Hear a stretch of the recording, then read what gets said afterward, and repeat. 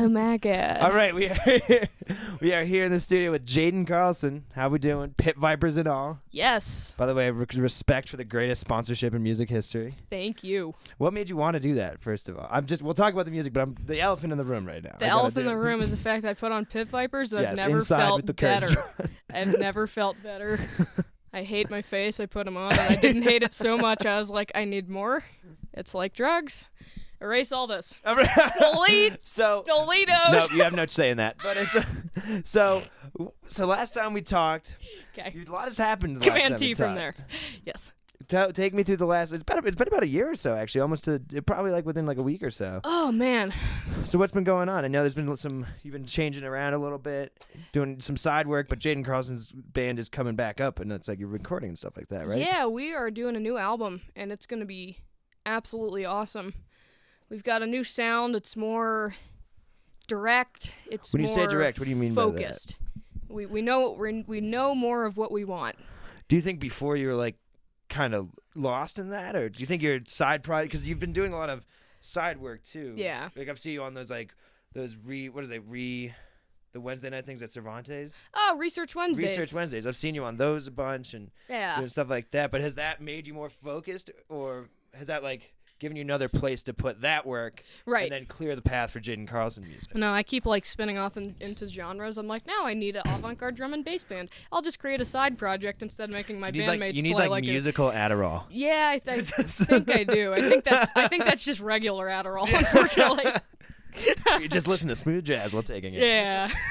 No, but so like when you say more focused, actually, what is that? What would you describe your sound as now? We're going with like electro funk, like think like Juno What or Snarky Puppy or Wow, that's bold. like the SWAT Team. Yeah, that's a little bold. I'm gonna say. Unless you have like 9 guitarists, I don't know if you can put the Snarky Puppy thing in there. Well, I can do like 9 tracks. I mean. Well, fair enough. Fair enough. So what made you what? Because having heard you before and seeing you before, you definitely had some of that, but you're also doing the like a classic funk thing, some rock and roll, stuff like that. What made you want to focus more on that, on the electro funk side of things? Because they were all strengths to you. Right. I feel like it's just kind of easier to get a direction going when everybody's focused on the same direction. Mm-hmm. You know, not like trying to run with every leg in a different place. Four-legged animal running with every leg going a different direction. 2-legged animal would be kind of easy. Okay. Like a human. So, take me through the last year or so with you. You know, you say I feel, and correct me if I'm wrong, but you maybe put JCB on the side for a second. Did your side project, the electro funk, electronic stuff. Yeah, kind of. So you didn't? No, we never put it to the side. It was just kind of we had some pretty non-busy times. Yeah. Like emptiness in the schedule, and I just didn't want to stop playing, so I was like, I'm just going to write like weird house music and get a gig at Serves and keep writing weird house music. Now I'm writing weird 80s music, so never stops. The 80s are coming back? They're coming back, man. We're going to ride that wave. Synthesizers. Oh my god. They don't get as much respect as guitars, I don't think. Yeah, and they need to have equal. I know. Well, look at air synthing is not as cool. No, that just looks... Pointing at the ground, that's all Yeah, it is. you're literally pointing at the ground with all your hands, and you look like a real Daryl doing so. What is it, a Daryl? Oh, yeah. Okay, so it's like... it's our equivalent of like a Legitimately Jerry. biting your tongue. Yeah, it's like our equivalent of like a Jerry or a Gaper. Oh, like okay. Like a dope. So if you know anybody named Daryl, no offense, it's 2 R's. Daryl Hall. Daryl Hall. That guy's freaking sweet. He's the man. Not him. Daryl is not a Daryl. Yeah, he breaks the space-time continuum of Darylness. So, when it comes to writing songs, I might have asked you this last time, but I'll regress the question now. It's probably different now. Okay, that's the question. No, but what is your... So you said you had the quote-unquote cheesy 80s project. Oh, my God. But when then you're writing songs, how do you distinguish, like, since you're saying you want to go like that electro funk sound? Yeah. How do you distinguish going, like, how do you distinguish one of your electro songs and a Jaden Carlson song? You know, because there's a little bit of a meeting in the Venn diagram right. with the two. Right. Well. Let me look smart. Please go. No. Yeah, so really it's the ability to be able to play it with a live band. So like a lot of our new songs I've been writing on my laptop, like in Logic, and I'll make no touchy. I'll make you could touchy. I'll make like a track, and one of our recent songs on the album I wrote first in Logic and then took it to rehearsal. I'm like, okay, this has a minimal enough amount of parts, like 2 keyboard parts, a guitar part I could play, at the same time. Whereas like a lot of my other production is just, we had one up to 100 tracks the other day. That's obviously, Shut up. Yeah, it's not running too How many good. didgeridoos? I actually have one. You have a I have a didgeridoo, but I never use it because I like fell over or something. There's a very embarrassing reason why I don't use that thing.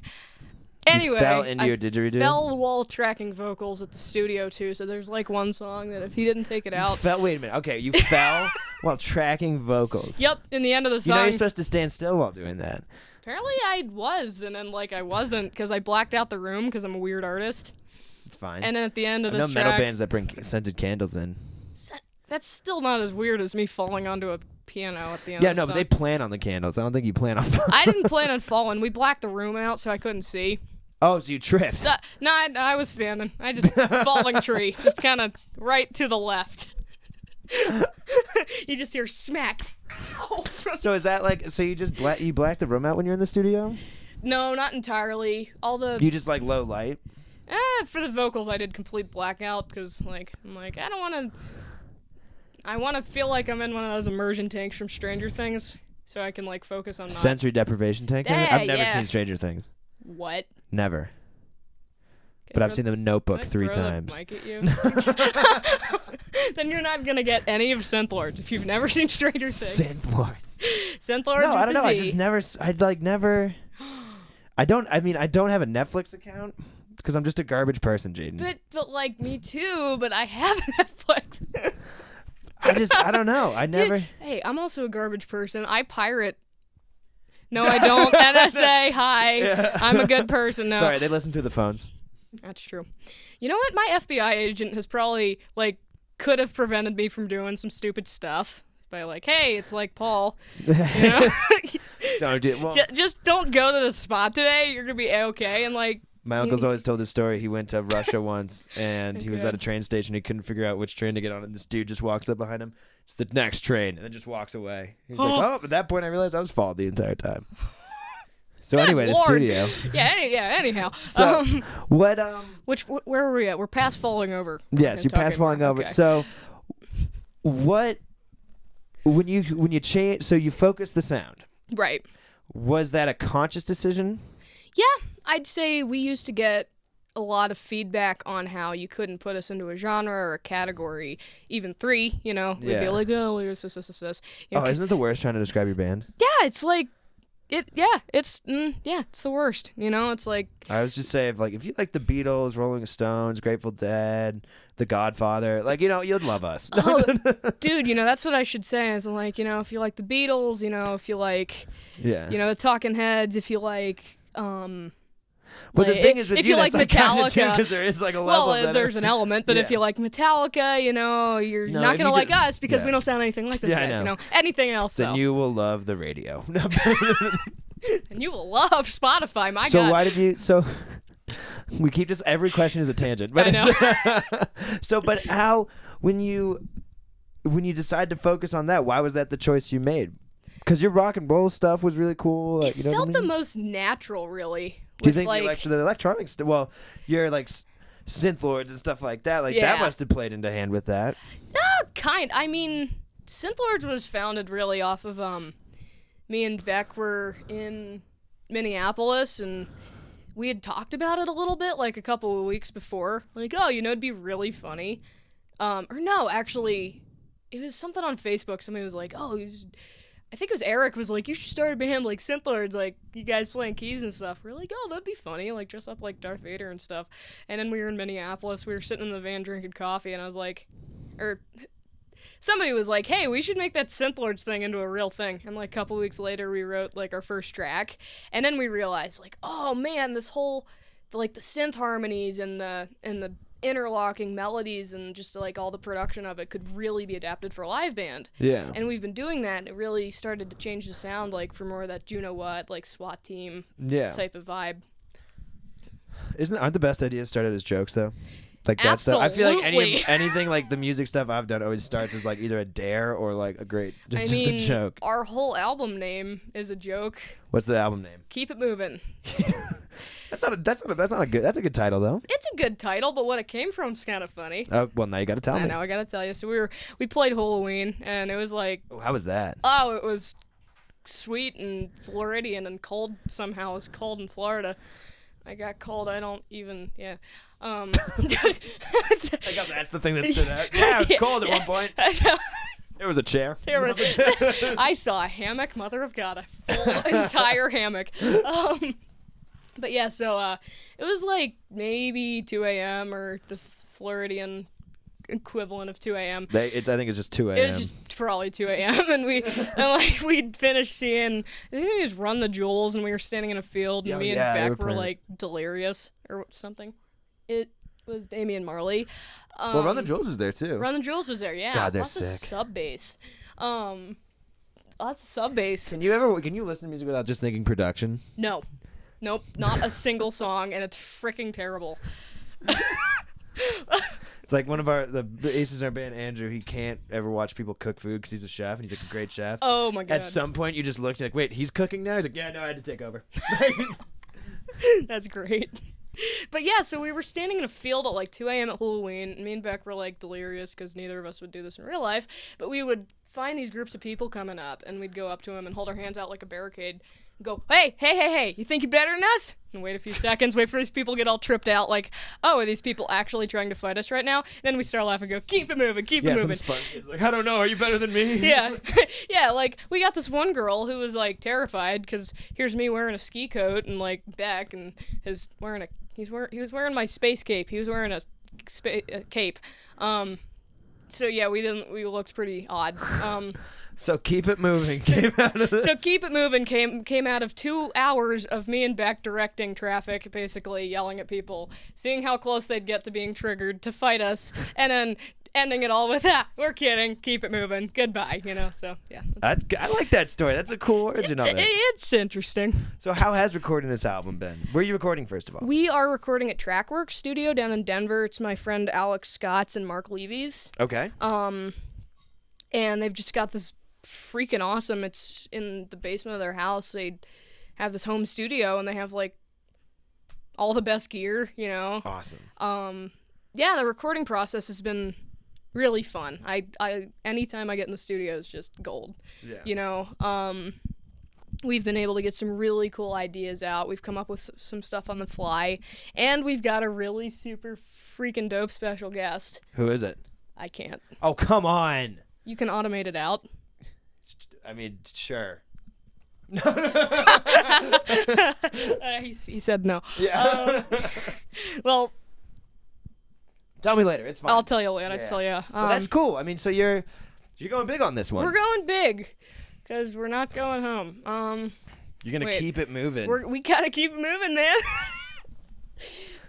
The amount of cringe that would be here with Beck being here, every other word's keep it moving. Let me tell you, it's a good promo. But yeah, the recording process, it's really been cool, because I don't think I've been able to do an album as in depth as this, like down to coming up with new ideas on the fly, being a part of the mixing process, co-producing it. So you're like hands. You have your hand in everything. Up to the shoulder. Yeah, I'd say. all the way down in the process. I don't know if that could so be like badly interpreted. Well, that's sick. Yeah. So how many tracks are you doing for it? We're doing 7.5. 7.5.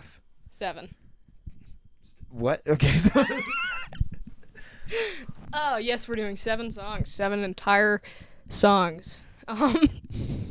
With drums. With drums. All of them have instruments and notes. There's a guitar on there. It's real swell. No. It comes in and out.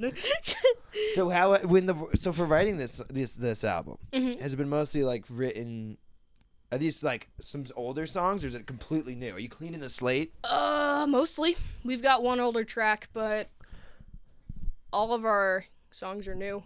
So if you haven't been to a show in the last couple of months, this is gonna be all new material for you. Oh wow. Yeah.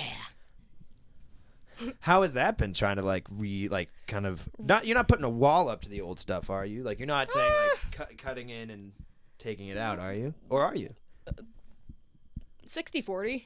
I mean, we're not erasing every trace of the old stuff, but we're definitely pushing the new stuff a lot harder. Because we have actually cut a few of the old songs because they just don't match with the genre anymore. Yeah, they wear out. It's not the same thing anymore. It's like, what? The band's evolving. Yeah. It's an organic being. What? Carbon-based life forms? Runes. So when is this album gonna get released? When are you thinking? Do you have a date yet? March. That's not a date. March. It technically is. Alrighty. Human time. End of March? End of March. So after that, are you trying to hit the road with it? Take me to the future now. We talked about the past. I want to hear about what the plans are. Oh my god, I'm gonna have a Tesla and a Profit. Oh, Tight. You're talking like not 30 years. I'm thinking okay. like 6 months. 6 months. Cool. If you get a license first and then talk about the Tesla. Oh man, yeah, they just sent one to space. That's freaking sweet. Yeah. I want to drive the car in space. That's a whole nother day. Yeah, so the next couple of 6 months, there's some grammar for you. Hopefully we're hoping to hit the road with the album, just really push it as much as possible. Hope to jump on some tours, supporting other bands, even maybe having some other bands support us. Just support all Rush, around. where you at? Rush, they broke up. What? Dude. Rush, yeah, Rush, Oh. like, they announced, they're like, yeah, we're done. Wow. That was quick. Yeah.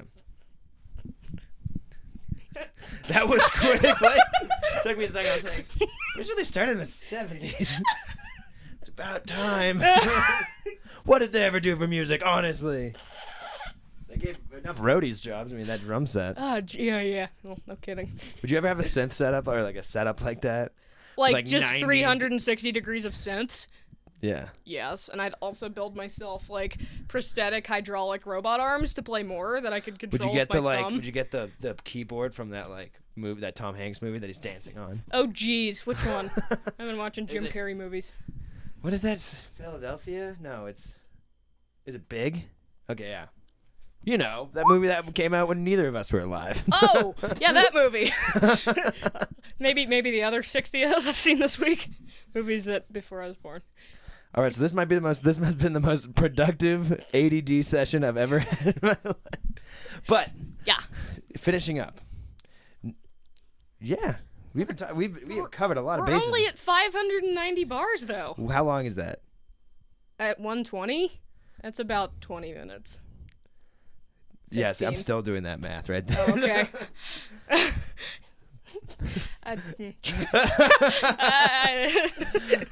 So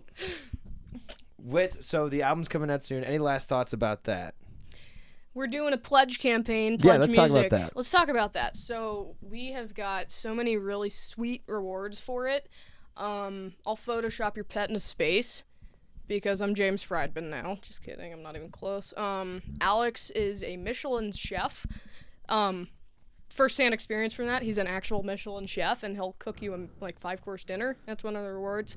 We'll come to your house and play music for you on our instruments. There's lessons included with our bass player, our keyboardist, and our producer. Oh yeah, and you can hike with Beck's dog. Shut up. Yes. Oh my God, Axel's the best dog ever. Let's give him some promo right now. He's freaking sweet. That's the best. I've seen a lot of the pledge funds and stuff like that, but that is a great thing. You can take my dog on. Oh my God. Oh, I don't think you could take. He's a little shy. I think Beck has to be there.